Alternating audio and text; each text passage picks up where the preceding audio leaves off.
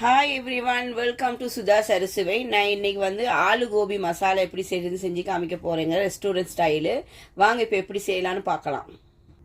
First காலிஃப்ளவரை கொஞ்சம் நம்ம மேரினேட் பண்ணிக்குவோம். தேவையான அளவு உப்பு ஆட் பண்ணிக்கோங்க.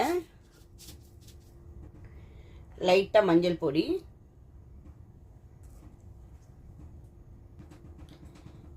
காஷ்மீர் சில்லி ஒரு 1/4 ஸ்பூன். இப்போ இதை நல்லா மிக்ஸ் பண்ணிக்குவோம்.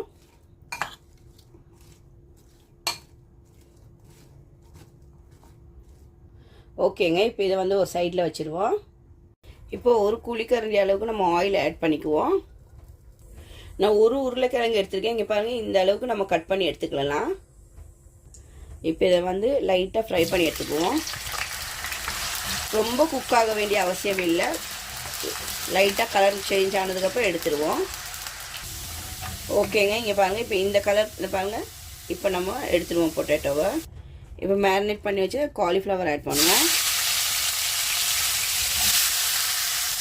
இப்போ காலிஃப்ளவரும் நம்ம ஷாலோ ஃப்ரை பண்ணி எடுத்துக்குவோம் லைட்டாக. ஓகேங்க, இப்போ காலிஃப்ளவரும் நல்லா